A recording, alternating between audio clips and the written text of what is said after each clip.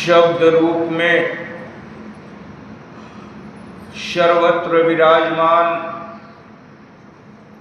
परम पूज्य स्वामी जी महाराज के चरणों में कोटि कोटि नमन प्रणाम तथा परम पूज्य स्वामी जी महाराज की दया कृपा के स्रोत संस्था अध्यक्ष श्रद्धेय पूज्य महाराज जी के चरणों में कोटि कोटि नमन प्रणाम तथा हमारी संस्था के समस्त जिम्मेदार पदाधिकारी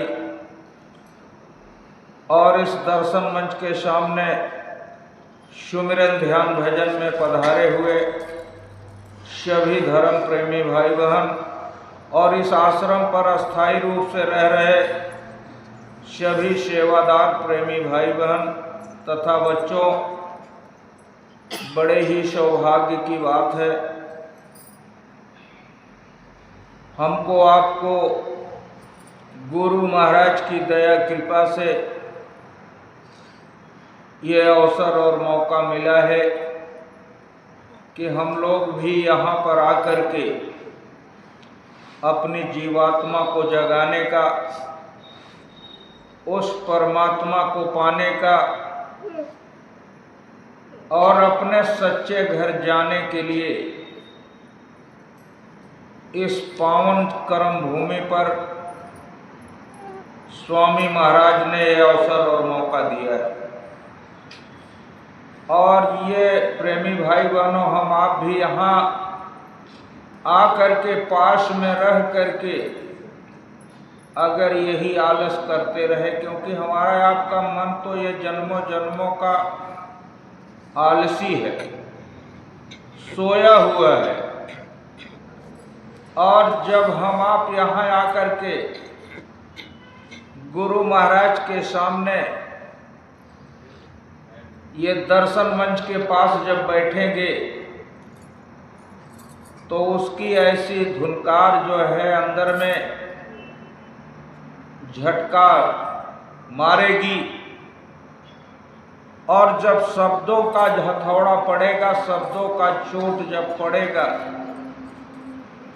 तब अंदर में ये जीवात्मा जगेगी। प्रेमी भाई, सत्संग जो है इसीलिए जरूरी गुरु महाराज ने कहा कि जब सत्संग जब मिलता है और जब इस शब्दों की चोट जब इसको लगती है तब ये मन जगता है।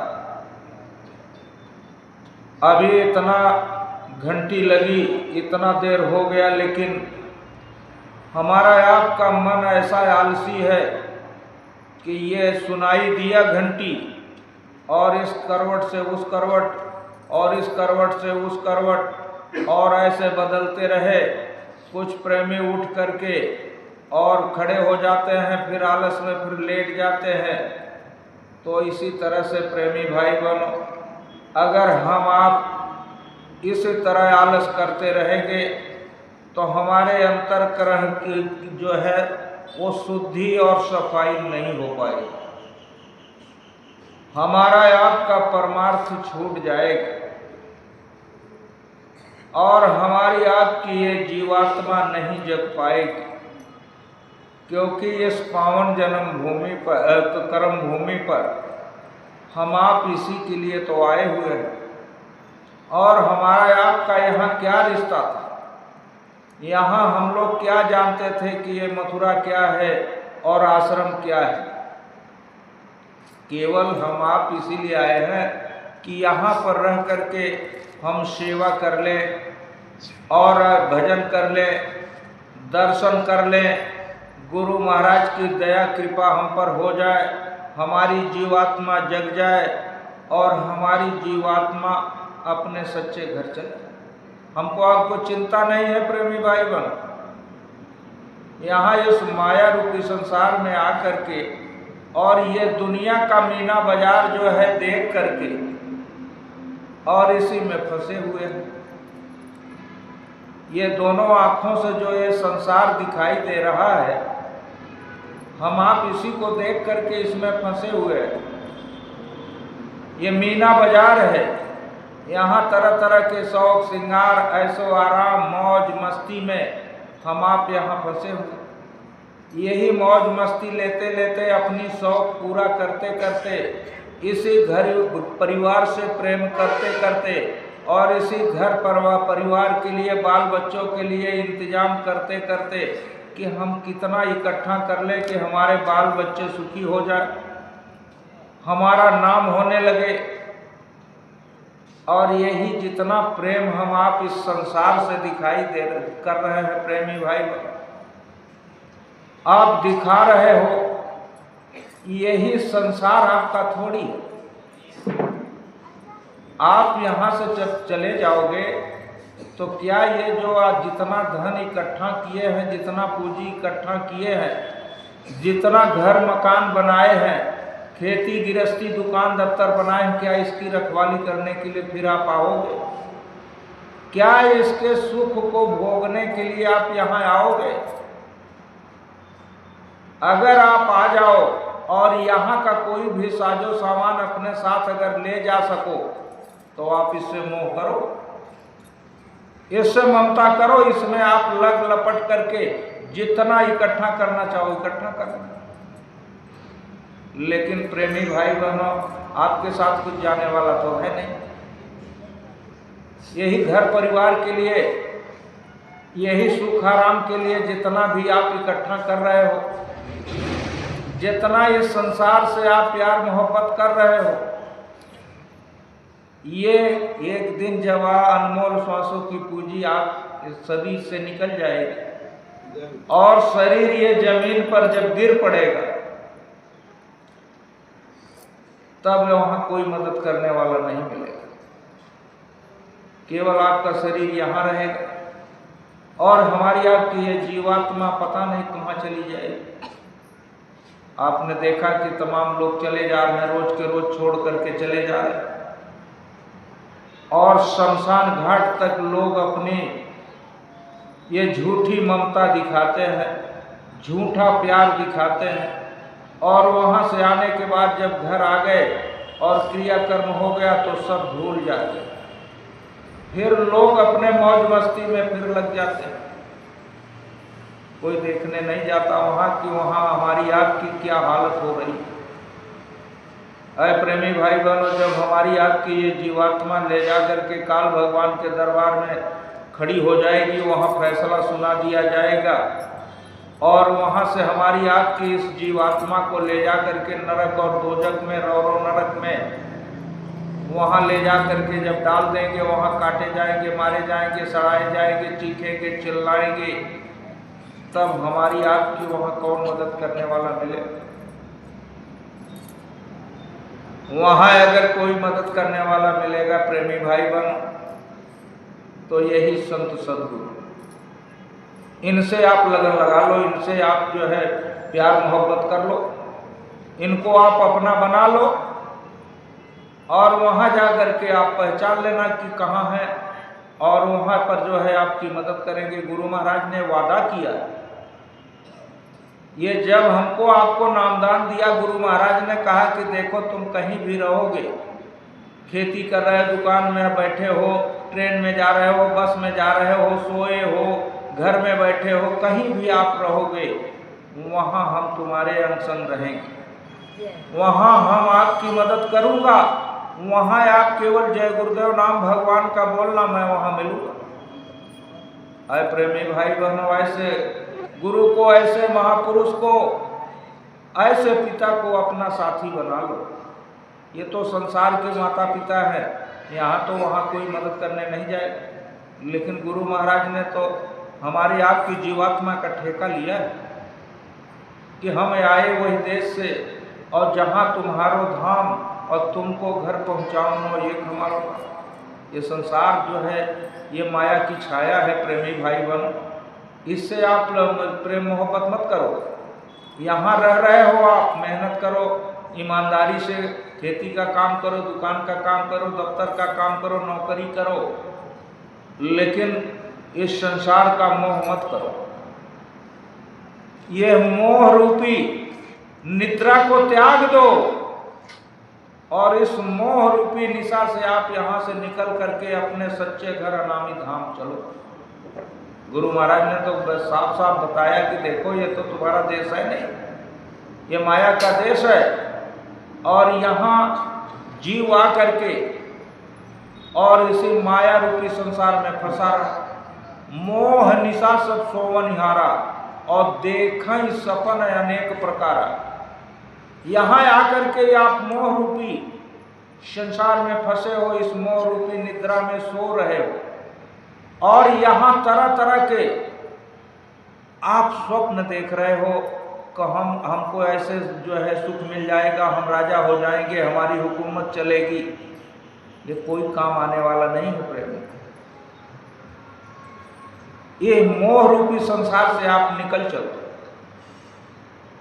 ये माया की नगरी है,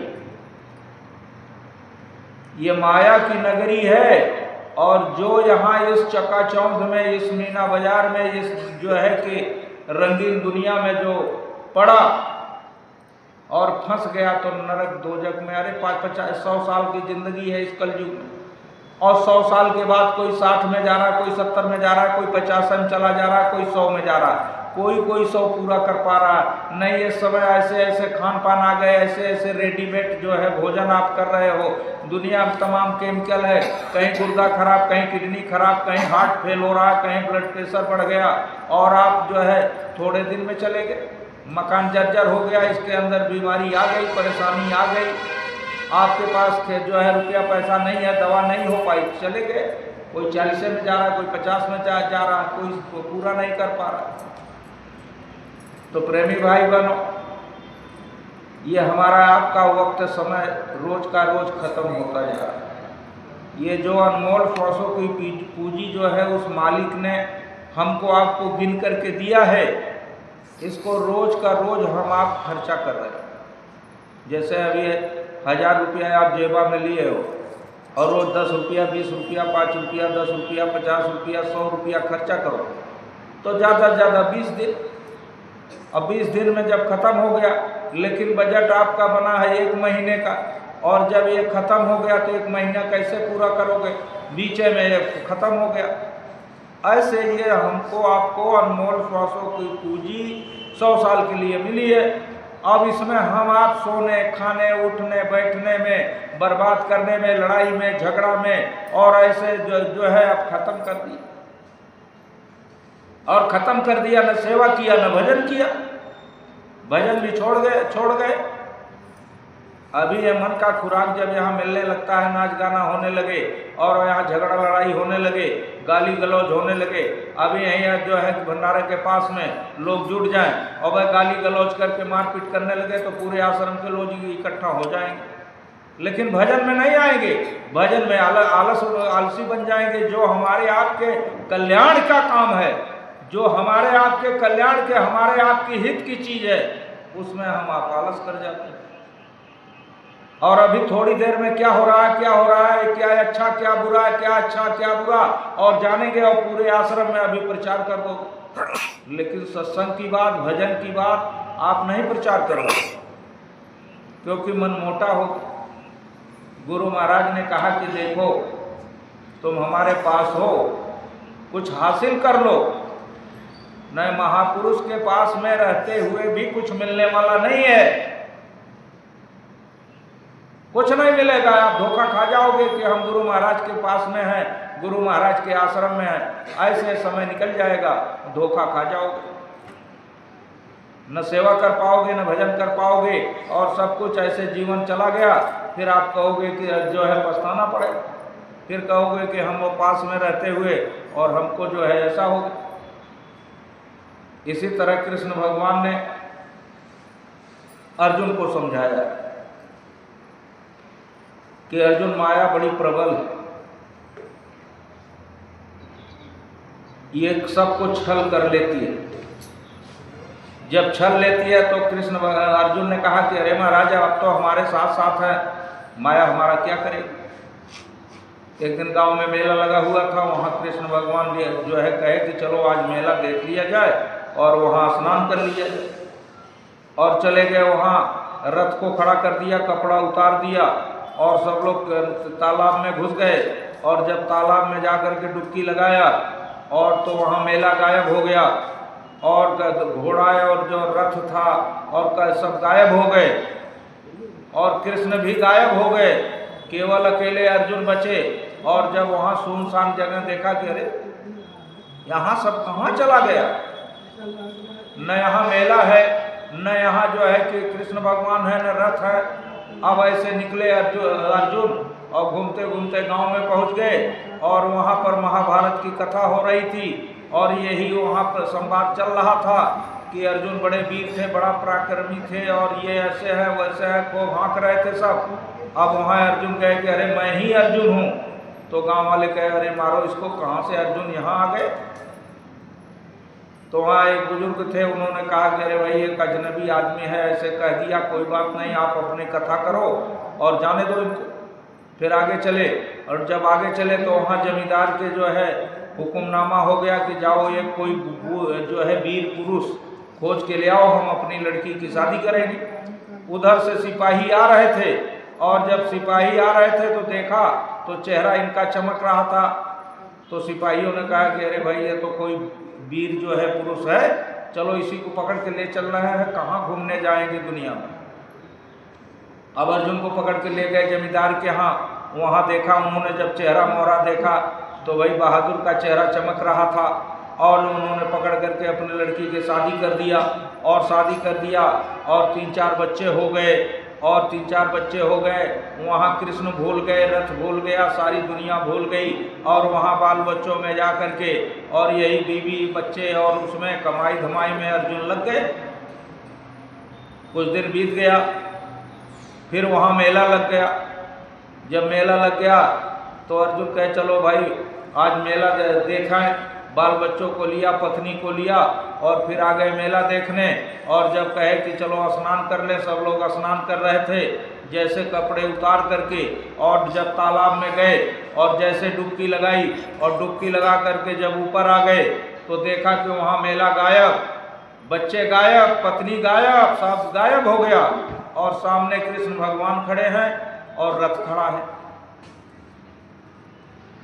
अब वहाँ न कृष्ण को वो पहचान पा रहे हैं, न रथ को पहचान पा रहे हैं और अर्जुन चिल्ला रहा है हाय मेरे बीवी, हाय मेरे बच्चे, हाय मेरे बीवी, हाय मेरे बच्चे, हाय मेरे बीवी, हाय मेरे बच्चे।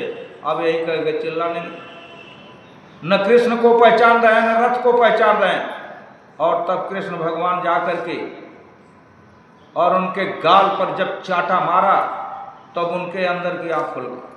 तब उन्होंने देखा करे कृष्ण भगवान सामने खड़े, रथ सामने खड़ा और चरणों पर गिर पड़े।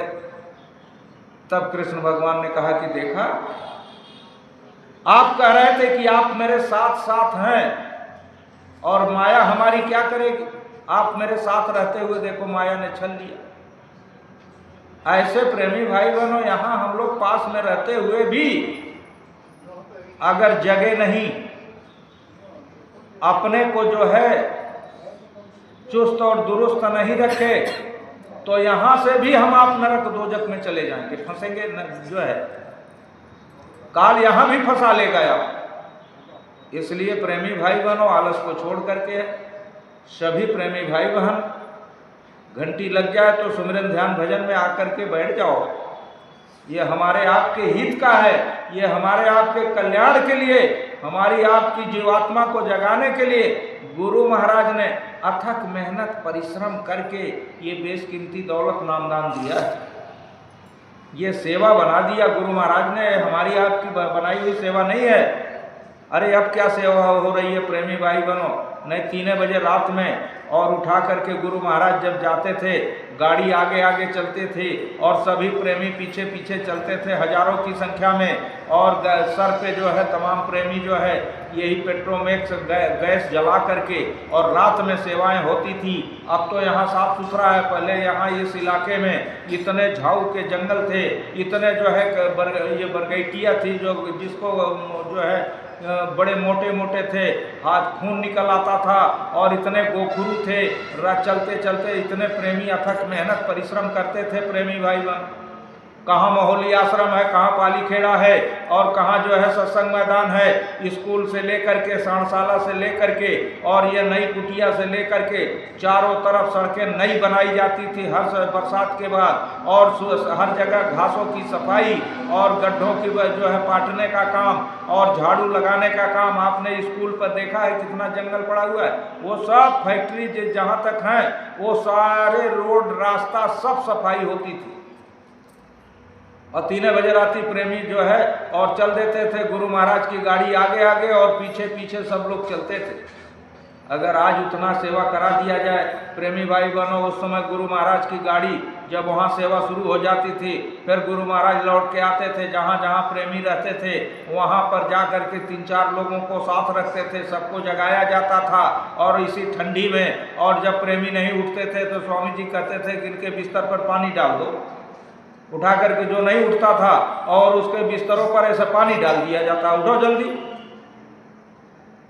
वो सेवा हमने देखा है प्रेमी भाई बहन। अगर वो सेवा करा दिया जाए तो आज कोई टिकेगा नहीं। इसलिए हम आपसे प्रेमी भाई बहनों ये हाथ जोड़ करके निवेदन करते हैं कि जितने भी नए पुराने और यहाँ आश्रम पे हैं सभी लोग इस परमार्थी सेवा में जाना चाहिए। उस समय केवल जब परमार्थी सेवा में लेके जाते थे स्वामी जी तो केवल भंडारे के प्रेमी को कहते थे कि जो भंडारे के प्रेमी हैं वो भंडारे में चले जाएं। बाकी सभी प्रेमी एक साथ, यहाँ बाहर में ट्रैक्टर लगा रहता था, फावड़ा, झाड़ू, खुरपी और सब यहाँ पर तसला, डलिया ये सब पड़ा रहता था, ये साथ चलता था ट्रैक्टर में। और सब लोग जब साथ चलते थे एक साथ वहाँ सफाई होती थी। और जब 6 बज जाता था तब वहाँ से सब लोग आते थे, फिर अपने नित्य क्रिया से निवृत्त हो करके और जलपान करके फिर दिन की सेवा में लग जाते। दिन की सेवा 12 बजे तक होती थी। 12 बजे के प्रेमी जो है कोई पहले नहीं आता था अपने बिस्तर पे। अभी आप तो 10 बजे, 8 बजे, 9 बजे आकर के अपने जो है झोपड़ियों में अपने जो कमरों में घुस जाते हैं। 12 बजे तक सेवा होती थी, फिर 12 बजे वहाँ से आके नहाना धोना खाना, फिर 2 बजे घंटी लग जाती थी। चलो चलो चलो चलो सबको जगाया जाता था, भगाया जाता था, चलो निकलो जल्दी कमरे से, और निकल करके सब लोग सेवा में जाते थे। प्रेमी भाई बहन, कितना अथक मेहनत परिश्रम करके हमको आपको गुरु महाराज ने जगाया, चेताया, बताया, समझाया, ये नामदान दिया, फिर भी हम आप आलसी बने हुए। वो तो शब्द रूप में हर जगह विराजमान है। आप मत सोचो कि हमारे पास नहीं है गुरु महाराज, वो तो सब देख रहे हैं। गुरु महाराज ने कहा कि जब भजन होने लगता है और प्रार्थना जब शुरू हो जाती है तो मैं वहाँ हाजिर नाजिर हो जाता हूँ और मैं सबकी हाजिरी नोट करता हूँ कि कितने लोग आ जाए। तो कोई छोटी मोटी बात नहीं है प्रेमी भाई बहनों, इसलिए आप लोग आलस मत करना।